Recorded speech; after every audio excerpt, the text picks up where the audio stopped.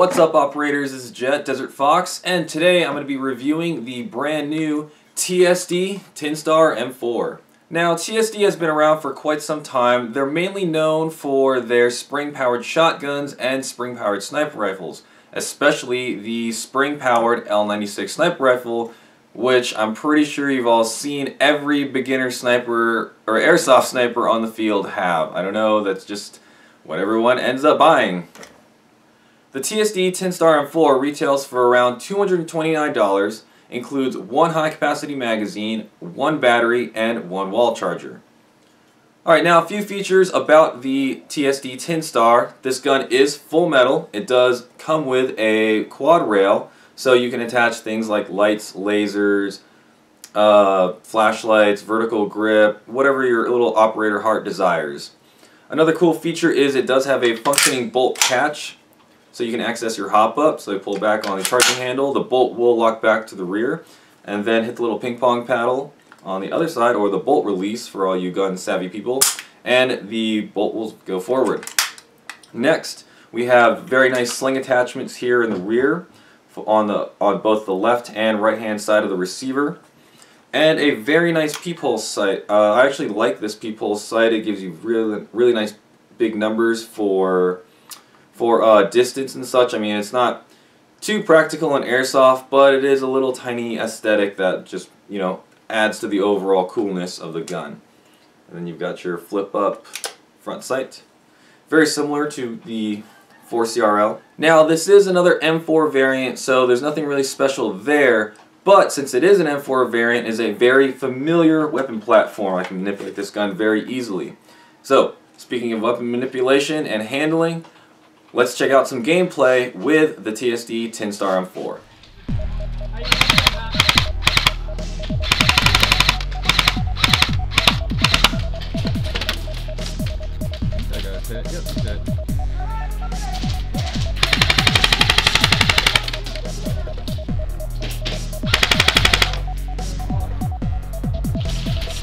Watch out! Yo, he's down in there right now to the window.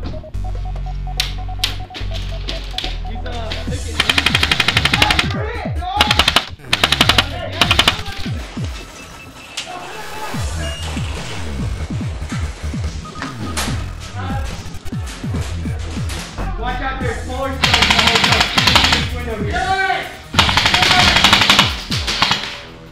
And welcome back. Hope you operators enjoyed that bit of gameplay footage. Now let's get into some likes and dislikes about the TSD TinStar M4.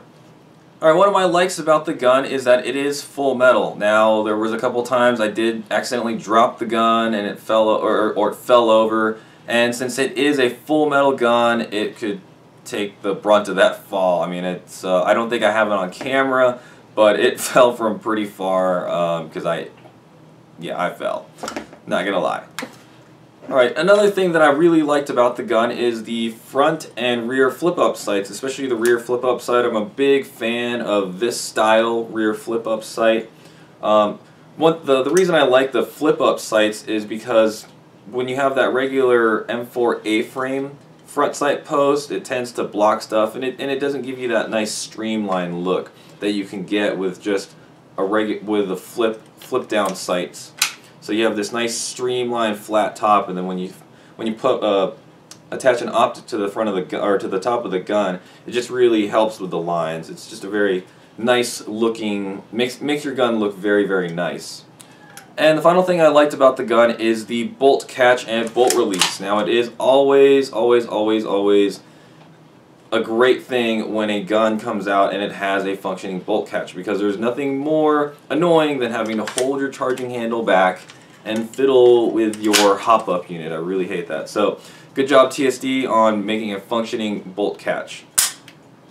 Alright, now unfortunately there are a couple dislikes about this gun. One of the dislikes is there's a set of screws here on the side of the quad rail. Now, they're there, I guess, to stabilize the rail. But what happens is that these screws protrude out further than the rail slot, so you basically lose a slot on your rail system in three positions, essentially 6 if you count both sides of the rail. So it's right here, and right here. Those slots you can't mount anything because the screws are in the way. Now I haven't tried to take this. I haven't really tried to take the screws out just because I didn't want the rail to wobble around. But I'm sure that might be a viable option. Now I'm going to digress just a little bit with another one of the dislikes, and one of the dislikes is this dial hop up. Now I'm a big fan of the VFC style hop up, which is more of a wheel than this dial. Whenever there's a gun with a hop up dial, I've noticed that that dial always seems to shift around once you start shooting, running around and moving or banging the gun around a lot. And that was kind of the case with the TSD M4. I would adjust the hop up, and then I would run around, and then I would shoot a little bit, and the hop up would gradually, unset itself. It's kind of annoying. And that kind of brings me to the last dislike, and that was the accuracy. Now I'm not sure if that was because of the hop up or the barrel. I did clean the barrel, and I constantly adjusted the hop up. At first I started using the TSD BBs that came with the gun, and unfortunately the accuracy was pretty atrocious with those BBs. I switched over to some Elite Force .20s, and the accuracy went up. It went up not phenomenally, but good enough for me to start hitting targets more accurately. So the accuracy was a tiny issue. I'm sure with an upgraded barrel that's not going to be too big of a problem. Overall, this is a good quality gun from TSD, and I would recommend picking one up. Well, that's going to wrap up my review of the TSD TinStar M4. Thank you so much for watching. As always, this is Jet, Desert Fox, and I'll see you on the field. No. We can't move. Hey, okay, send Bobby over here. Cover.